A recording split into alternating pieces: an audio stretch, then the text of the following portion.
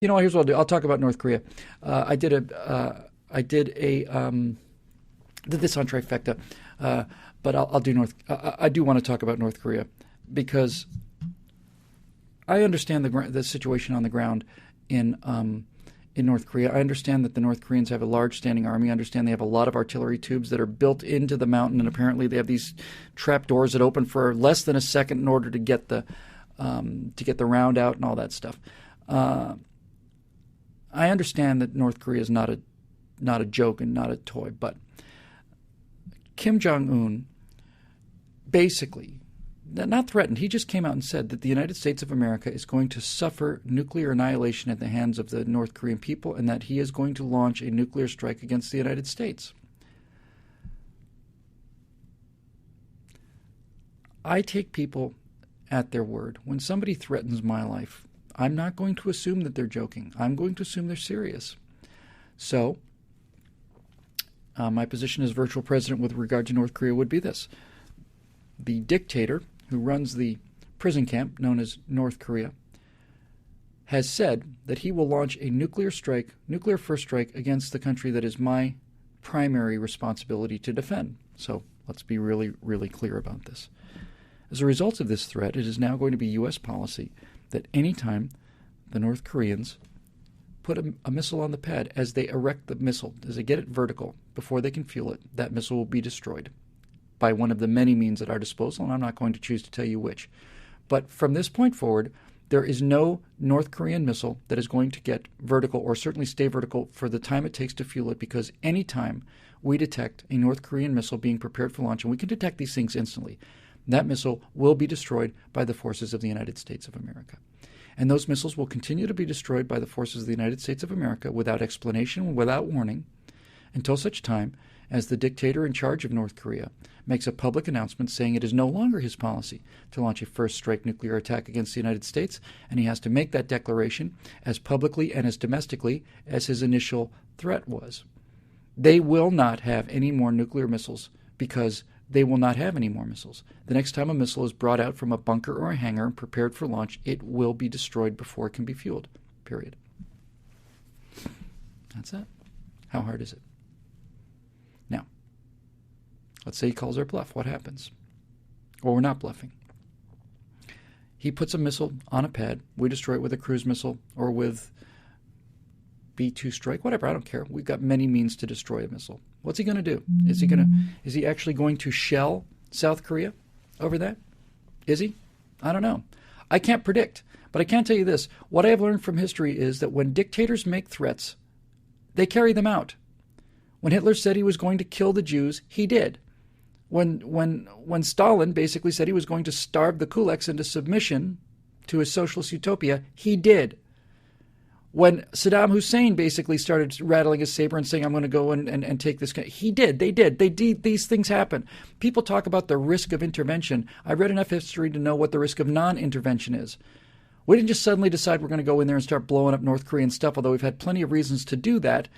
We didn't do that. But when this man launches, when this man openly declares that he is going to kill American citizens at his discretion, he's going to launch a first strike unprovoked attack against the United States of America? No, I'm not going to allow that to happen. I'm not going to take the chance. I'm going to destroy those missiles before they're fueled, not before they're launched. I'm going to deploy our missile defense assets, the ones that the current president hasn't destroyed. We're going to have our airborne 747s patrolling just south of the border. We'll get them in the boost phase. We'll have Standard 3 missiles on Aegis-class vehicles stationed all along the Pacific Ocean. We'll get them in the boost phase. We'll get them in the cruise phase. We'll get them in the reentry phase. We will stop the missile, but we're not even going to allow the missile to be launched. You see, we're not going to allow it to be launched. So what's he going to do? Is he going to shell South Korea over this? Well, if he does, he's dead. He launches an attack on South Korea. He's not going to survive 24 hours. If that man were to launch an attack on South Korea, Kim Jong-un would not survive 48 hours. I would see to it. I would see to it that he did not survive 48 hours. I make it clear to him. Because, see, guys like Kim Jong-un and Saddam Hussein and Adolf Hitler and Stalin have one thing in common. Pol Pot, same way. All these guys.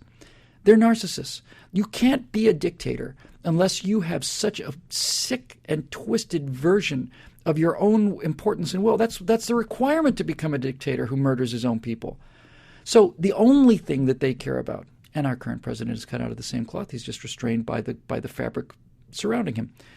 The only thing that restrains these pathological narcissists is the understanding that they personally will pay with the only life they have. By the way, none of these people are religious. How can you be a religious dictator? You're the religion if you're a dictator. None of these guys are religious people. They're not concerned about the afterlife. They want power, and they want all of this stuff. Kim Jong-un makes a statement like that. I'm fully aware of this. Kim Jong-un says, I'm going to nuke America in order to pacify his own internal dissent. He's doing it in order to stay in power. But if you think that I'm the kind of person, if you think that there should be somebody running this country who just is ready to take that at face value, the man is 3 generations of crazy. You know, Kim Il-sung was crazy. He was a crazy dictator. Kim Jong-il was barking mad. And this is his son. So he may actually believe he can get away with nuking this country. He may actually think he can do it. What does he know? He hasn't been anywhere. He hasn't seen anything.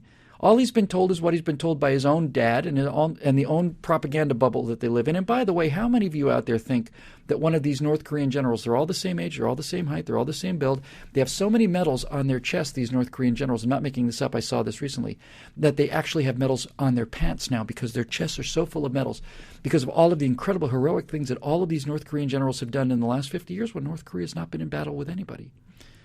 Do you actually think that one of these people, one of these generals, or 2 or 5 or 10 are going to go up to this dictator and say, President Kim, we can't possibly win this war. The Americans are infinitely smarter than we are. They're infinitely more powerful than we are. They simply will just destroy us. They'll simply annihilate us. You have no idea what kind of forces we're engaged with here. Our technology is papier-mâché technology. We do things that look like the West, but the West actually does them. Our stuff doesn't work.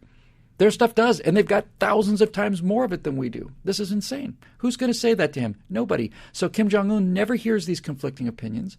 Kim Jong-un is a psychopath. And when a psychopath threatens my life, I'm going to take it seriously. And so if a psychopath is in a rubber room and says, I'm going to kill you, I'm going to assume that if this guy ever gets out of the rubber room, he may, in fact, try to kill me. But if a psychopath is behind bars, and the psychopath says, I'm going to kill you, and in the cell with him is a .45 automatic, a 7-round magazine, then I'm not going to take that chance. I'm not going to just wait to get shot at. No. That guy's going to lose that gun. He's going to lose that gun, he's going to lose that ammunition, and he's going to lose the opportunity to take that threat to market. How hard is this to understand? I don't understand why this. What did Obama do about this when his country was threatened with nuclear attack? What did Barack Obama do? Nothing. We just ignore him. We're just going to ignore him. We're not going to take him seriously. We're not going to dignify that with an answer. Like I said, if that's a guy locked in a rubber room, that might be a strategy you want to take. But the guy has nuclear weapons. We know he has actual nuclear weapons, and we know he has missile technology. So now it's not a question of a guy in a rubber room locked away someplace. It's a guy who's 4 feet away from you. He may be behind bars of a cell, but he has a gun and he has ammunition. He has the means to drop you down and kill you dead. I don't take this is where it's no longer. It's not academic anymore. It's not isn't that cute anymore. It's not we're not going to dignify this with an answer anymore. I agree we don't engage him diplomatically. We simply say the next time that a Korean missile shows up in daylight on the way out to the launch pad, just vaporize it's gone. No warning, no explanation. We have given our explanation. It's in response to your policies. When you publicly change your policies, the way you publicly change them to this policy, we'll decide whether or not we want to change our policies in return. Just that simple. Every time I take a drink of water now, people tell me I had a Marco Rubio moment when I was up in Canada, speaking at that conservative conference. I did about 6 or 7 minutes, and then I had the water bottle on the floor. I said, excuse me 1 second while I ruin my political career. Went down, took a big drink of water. Everybody laughed and applauded. And I really just made theater out of it. I just drank the whole bloody bottle. I said, man, that was so worth it. That was just delicious. Here's another shot for the House of Representatives. This is what this country's become now, right? We're going to talk about people drinking water. A guy's out there, President of the United States, tells the American people that he has the right to kill them on American soil at his sole discretion. The leader of an insane country makes a threat about nuclear missiles and nuclear weapons, both of which he possesses, and no one talks about that. But a guy doing a speech takes a sip out of water, and it's national news in Obama's America today. That's why you should have nothing but Republican presidents and politicians from this point forward, because if you had nothing but you make this case to the American people, it should be nothing but Republicans in office from this point forward, only because that would mean that there would be a press corps. Because if they were Republicans, the press would be sniffing out insanity, corruption, and crime instead of protecting it. Man, I would have loved to have the ability to just do it. I'd love to have the ability to just do it. I'd love to have that lunatic insult and threaten my country with nuclear annihilation, and just go out there and make a very quick speech, make sure that it's very clear, brief, and to the point, and then just sit back there and wait to hear, yeah, they're rolling out their next test vehicle. Okay. How many cruise missiles do you think it would take? Probably one, Mr. President. Let's send 100. Because we can.